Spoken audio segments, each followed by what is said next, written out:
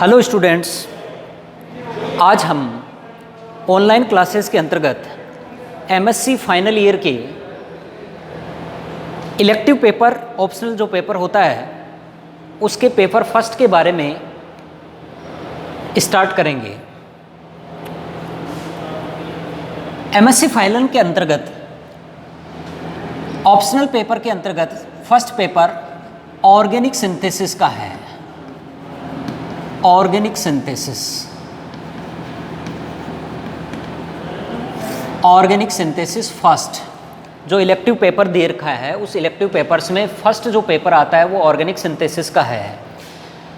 Organic synthesis paper start करने से पहले एमएससी फाइनल का किस तरीके का पैटर्न है, एग्ज़ाम वो पैटर्न है, सिलेबस क्या है, क्या क्या चीज़ें इसके अंतर्गत अपन अध्ययन करेंगे, पहले उनके बारे में चर्चा कर लेते हैं। एमएससी फाइनल ईयर में, एमएससी फाइनल ईयर ये टोटल 650 मार्क्स का है। इनमें से, इन 650 मार्क में से थ्योरेटिकल एग्ज़ाम, या मैं ऐसे कह सकता हूँ थ्योरी जो पेपर्स हैं, थ्योरी पेपर्स, ये 425 मार्क्स के हैं। प्रैक्टिकल जो मार्क्स हैं, प्रैक्टिकल मार्क्स ये 200 मार्क्स के हैं। और इसी में एक सेमिनार और डेमोस्ट्रेशन, ये 25 मार्क्स के हैं। ये जो थ्योरी के पेपर्स हैं 425 मार्क्स के, इनमें कंपल्सरी पेपर, कंपल्सरी पेपर्स और ऑप्शनल या इलेक्टिव पेपर, ऑप्शनल पेपर और इलेक्टिव पेपर्स,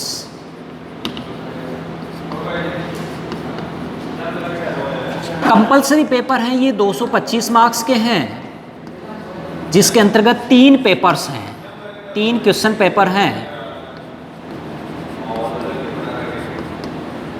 और ऑप्शनल या इलेक्टिव के अंतर्गत ये 200 मार्क्स का है,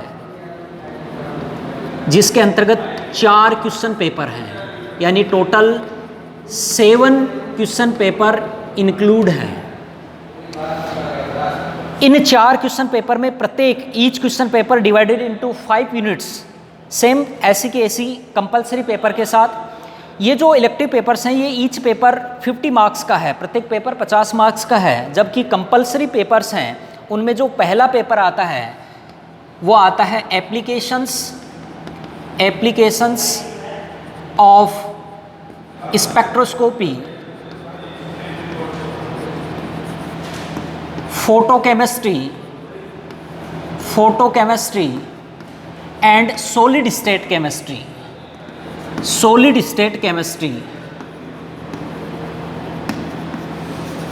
ये तो आपका है 100 मार्क्स का, 100 मार्क्स का। दूसरा पेपर आता है, वो आता है bio inorganic, bio organic and biophysical chemistry, biophysical chemistry. ये 75 मार्क्स का है। और थर्ड जो पेपर आता है वो आता है एनवायरमेंटल केमिस्ट्री, एनवायरमेंटल केमिस्ट्री। ये आपका 50 मार्क्स का है। इलेक्टिव पेपर के अंतर्गत 4 पेपर आते हैं। पहला आता है organic synthesis first, organic synthesis first, organic synthesis second, heterocyclic compounds, heterocyclic chemistry,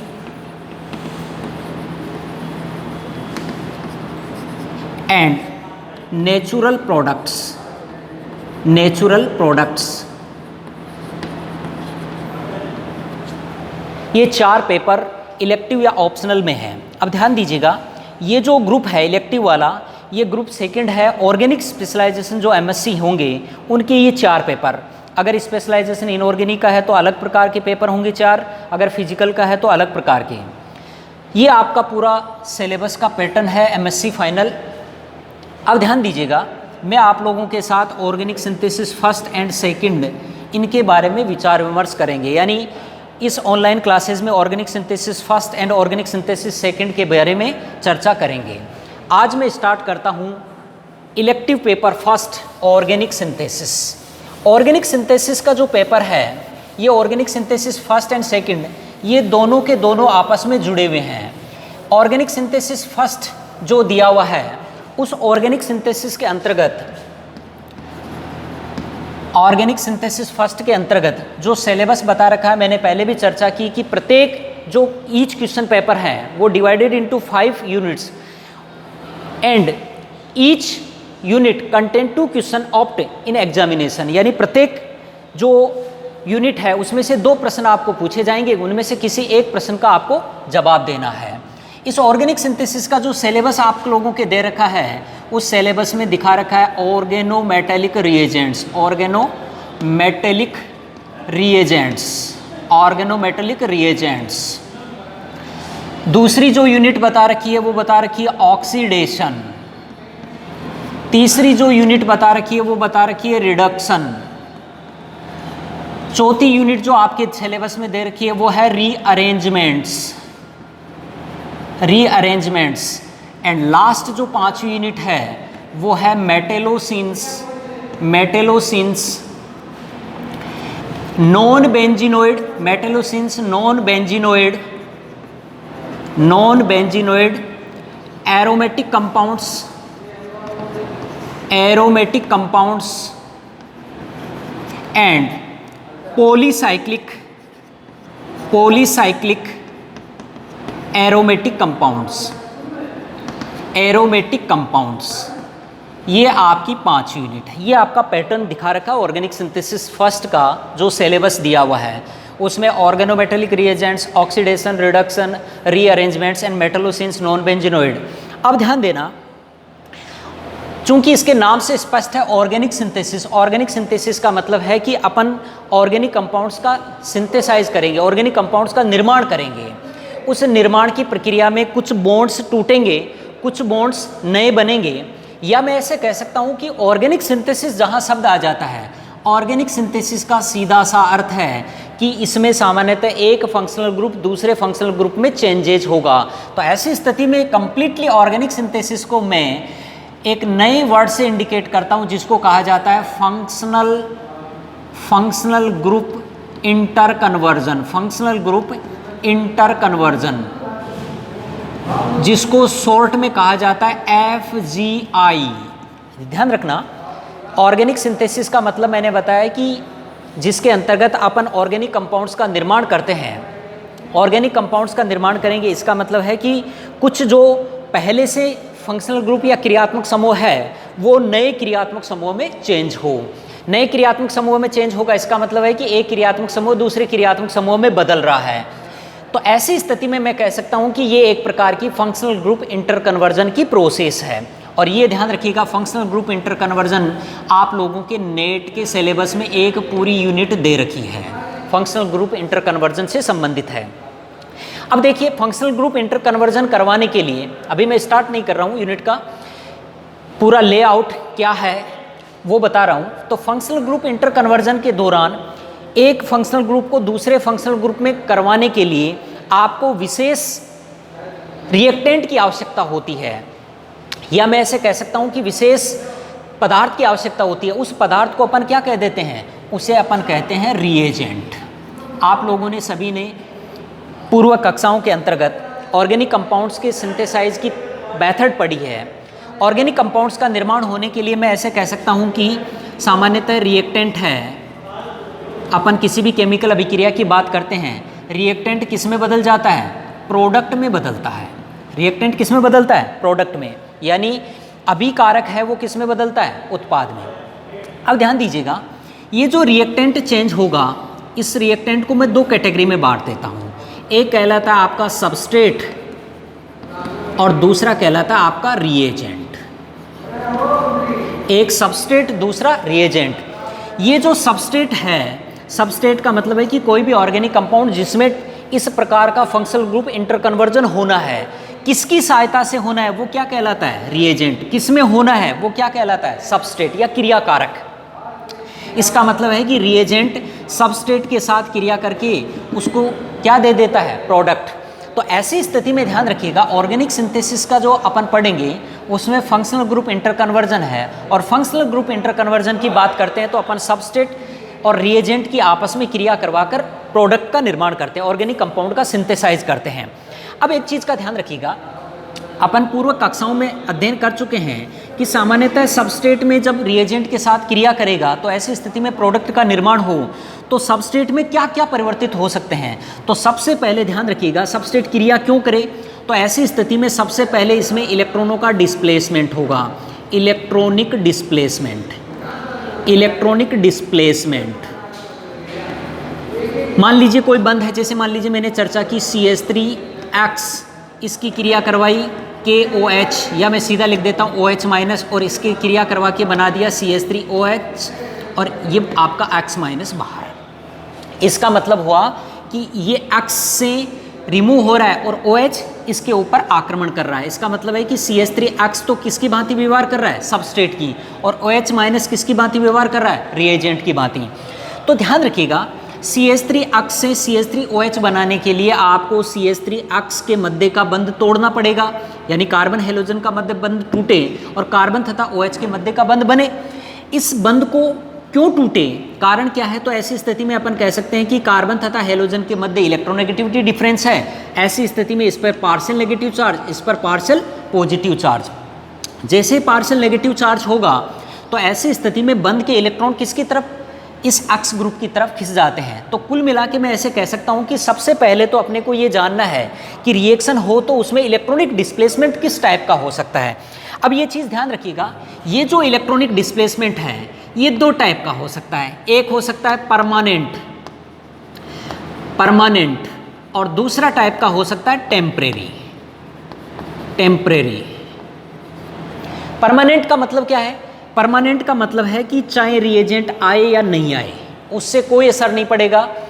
displacement already चाहे उपस्थित है या नहीं उपस्थित है तो भी हो, तब वो तो कहलाता है परमानेंट। अगर रिएजेंट की उपस्थिति में ही ऐसा होता है, अगर रिएजेंट हटा लिया जाए तो वापस मूल स्थिति में आ जाए, तब वो कहलाता है टेम्परेरी इलेक्ट्रॉनिक डिस्प्लेसमेंट। परमानेंट के अंतर्गत आप लोगों ने पूर्व कक्षाओं में इंडक्टिव इफेक्ट, जिसको आई इफेक्ट कह देते हैं, मीजोमेरिक या रेजोनेंस इफेक्ट कह देते हैं, और हाइपर कॉन्जुगेशन H इफेक्ट कह देते हैं, इनके बारे में चर्चा की होगी। टेम्परेरी के अंतर्गत आपने इलेक्ट्रोमेरिक और इंडक्टोमेरिक ई इफेक्ट और इंडक्टोमेरिक इफेक्ट, इनके बारे में आपने चर्चा पहले कर चुके हैं। जैसे इलेक्ट्रॉनिक डिस्प्लेसमेंट हो तब ऐसी स्थिति में इलेक्ट्रॉनिक डिस्प्लेसमेंट होने के बाद में ये बॉन्ड का क्या होगा? ब्रेकिंग होगा। किसकी उपस्थिति में? रिएजेंट की उपस्थिति में। तो अगला कंसेप्ट इसी के अंतर्गत ये सबस्ट्रेट का जो आता है पोर्शन, उसमें आता है बॉन्ड क्लीवेज। बॉन्ड क्लीवेज, बंध टूटे। अब जैसे ही बंध टूटेगा, रिएजेंट ने आक्रमण किया, जैसे ही बंध टूटे तो ऐसी स्थिति में अगली स्टेप आ जाती है। बॉन्ड क्लीवेज दो टाइप का हो जाएगा, ध्यान रखिएगा। एक कहलाता है होमोलाइटिक, एक कहलाता है हिटेरोलाइटिक। दो प्रकार का बॉन्ड क्लीवेज होता है। जैसे ही बंध टूटेगा तो ऐसी स्थिति में नई स्पीसीज, अस्थायी स्पीसीज का निर्माण होगा, जिसको अपन कह देंगे रिएक्शन इंटरमीडिएट। जिसको क्या कह देंगे? Reaction intermediate. ये जो रिएक्शन इंटरमीडिएट हैं ये विभिन्न प्रकार के बन सकते हैं। रिएक्शन इंटरमीडिएट में क्या बनेगा? आपका कार्बोकेटाइन बन सकता है, अगर कार्बन के ऊपर पॉजिटिव चार्ज है। कार्बन पर अगर नेगेटिव चार्ज है तो कार्बन एनायन बन सकता है। ये सामान्यतः जो चार्ज स्पीसीज बनती है ये हेटेरोलाइटिक क्लीवेज से बनती है। होमोलाइटिक क्लीवेज से कार्बन का मुक्त मूलक प्राप्त होता है, जिसको कार्बन फ्री रेडिकल कहते हैं। इसके अलावा रिएक्शन इंटरमीडिएट में कार्बिन भी बन सकता है, नाइट्रीन भी बन सकता है, येलाइड भी बन सकता है, इनामीन भी बन सकता है। तो सामान्यतः पहले इलेक्ट्रॉनिक डिस्प्लेसमेंट हुआ, जैसे इलेक्ट्रॉनिक डिस्प्लेसमेंट होगा तो ऐसी स्थिति में रिएजेंट अटैक करेगा। जैसे रिएजेंट ने अटैक किया, जो सबस्ट्रेट है उसमें निकलने वाला समूह है तथा मूल जो यौगिक है उसमें सामान्यतः बॉन्ड का ब्रेकिंग स्टार्ट हो जाएगी। जैसे बॉन्ड की ब्रेकिंग होगी तो ऐसी स्थिति में आपको क्या प्राप्त होगा, रिएक्शन इंटरमीडिएट प्राप्त होगा, और रिएक्शन इंटरमीडिएट के बाद में आपको क्या प्राप्त हो जाएगा, प्रोडक्ट। तो मैं ऐसे कह सकता हूं कि किस टाइप की रिएक्शंस है उसके आधार पर अगला आ जाता है types of reactions. Types of reactions यानी अभिक्रिया का प्रकार।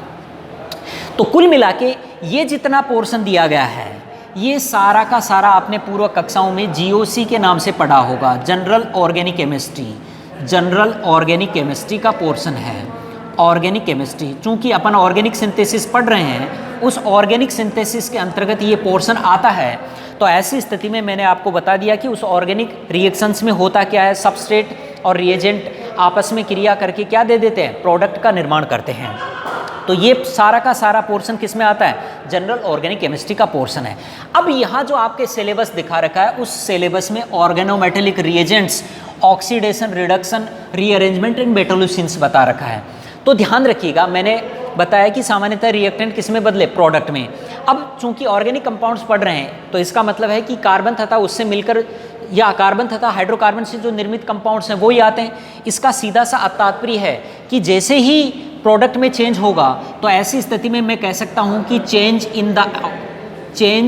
In the oxidation state of carbon, यानी ऑर्गेनिक सिंथेसिस के दौरान मैं ऐसे कह सकता हूं कि सामान्यतः कार्बन की ऑक्सीकरण अवस्था में क्या होता है, परिवर्तन आता है। कार्बन की ऑक्सीकरण अवस्था की चर्चा करें तो उसमें दो टाइप की हो सकती है, मैक्सिमम और मिनिमम। मैक्सिमम और मिनिमम। मैक्सिमम की बात करें तो +4 ऑक्सीडेशन स्टेट दर्शा सकता है और मिनिमम की बात करें तो -4। इसके अलावा कई सारी मध्यवर्ती ऑक्सीडेशन स्टेट भी कार्बन दर्शाता है। +1 भी हो सकती है, +2 भी हो सकती है, +3 भी हो सकती है। इसके अलावा शून्य ऑक्सीकरण अवस्था भी हो सकती है। तो सामान्यतः -4 से चलता हुआ +4 में वेरी करता है और ऑक्सीडेशन स्टेट में परिवर्तन होगा। तो मैंने अभी चर्चा की कि सामान्यतः फंक्शनल ग्रुप इंटरकन्वर्जन के दौरान क्या होता है, एक फंक्शनल ग्रुप से दूसरा फंक्शनल ग्रुप जुड़ता है और जैसे ही जुड़ेगा इसका मतलब है कि उसकी ऑक्सीकरण अवस्था में परिवर्तित हो जाता है। कई बार ऑक्सीकरण अवस्था में परिवर्तित नहीं होता है, जैसे मान लीजिए मैं इसकी बात करता हूं तो CH3 और X की बात करें तो इसमें +1 ऑक्सीकरण अवस्था, जैसे जुड़ेगा तो इसमें भी +1 ऑक्सीकरण अवस्था में है। इसका मतलब है कि इसमें किसी प्रकार का कोई चेंजेज नहीं आता है। तो ऐसी स्थिति में ध्यान रखना है कि सामान्यतः ऑर्गेनिक सिंथेसिस का मूल अर्थ और changes in oxidation state of carbon की ऑक्सीकरण अवस्था में परिवर्तित हो जाता है। अब बात की कि मैंने कहा कि सबस्ट्रेट, इनके बारे में आप चर्चा कर चुके हो। ये रिएजेंट क्या होते हैं, रिएजेंट को दर्शाने के लिए आप सामान्यतः ENU शब्द का प्रयोग करते हो, ENU टर्मिनोलॉजी का प्रयोग करते हो। E इलेक्ट्रोफाइल को इंडिकेट करता है जिस पर पार्शियल पॉजिटिव चार्ज और NU नेगेटिव चार्ज को इंडिकेट करता है। E को अपन इलेक्ट्रोफाइल कह देते हैं, NU को अपन न्यूक्लियोफाइल कहा जाता है। तो रिएजेंट जो मोटे तौर पर वो दो टाइप के होते हैं, या तो इलेक्ट्रोफिलिक या न्यूक्लियोफिलिक। अब ध्यान दीजिएगा, रिएजेंट का क्लासिफिकेशन काम क्या करता है उसके आधार पर, या उसमें मूल चीज़ क्या है उसके आधार पर ये कई प्रकार का होता है। अब ये ध्यान रखने वाली चीज़ है कि रिएजेंट सामान्यतः दो टाइप के होते हैं जो अपन चर्चा करेंगे। यहाँ जो चीज़ें आपके सिलेबस में दी गई है, ऑर्गेनोमेटेलिक रिएजेंट्स, ऑक्सीडेशन, रिडक्शन, तो यहाँ ऑक्सीडेशन का मतलब भी हो गया ऑक्सीडाइजिंग एजेंट, ऑक्सीडाइजिंग रिएजेंट कह दीजिए या ऑक्सीडाइजिंग एजेंट, और रिडक्शन का मतलब यहाँ हो गया रिड्यूसिंग एजेंट। और रिडक्शन का मतलब क्या है, रिड्यूसिंग एजेंट या रिड्यूसिंग रिएजेंट, एक ही बात है। तो ये जो जितना सिलेबस में दिखा रखा है, ऑर्गेनोमेटेलिक रिएजेंट, ऑक्सीडेशन, रिडक्शन, ये सारा का सारा रिएजेंट का पार्ट है। इसके अलावा अरेंजमेंट में भी क्या होता है, रिएजेंट के माध्यम से ही एक प्रोसेस या एक ऑर्गेनिक कंपाउंड दूसरे ऑर्गेनिक कंपाउंड में रूपांतरित होता है, यानी उसमें स्ट्रक्चरल चेंजेज आते हैं। अब एक चीज़ का आपको ध्यान रखना है, इन्हीं ऑर्गेनिक सिंथेसिस को पढ़ने के लिए आपको तीन चीज़ें बहुत महत्वपूर्ण पता होनी चाहिए। एक शब्द आता है कीमो सेलेक्टिविटी, एक शब्द आता है कीमो सेलेक्टिविटी, इसी के दौरान दूसरा शब्द आता है रीजियो सेलेक्टिविटी, रीजियो सेलेक्टिविटी, और एक शब्द आता है आपका स्टीरियो सेलेक्टिविटी, स्टीरियो सेलेक्टिविटी। ये तीनों ही ऑर्गेनिक सिंथेसिस के साथ जुड़े हुए हैं। कीमो सेलेक्टिव का मतलब क्या है, रीजियो का मतलब क्या है, स्टीरियो सेलेक्टिव का मतलब क्या है, ये पता होने पर ही आप उसका रियल ऑर्गेनिक सिंथेसाइज कंपाउंड का निर्माण कर सकोगे। तो ऐसी स्थिति में आपको इन चीज़ों के बारे में प्राथमिक जानकारियाँ होनी चाहिए।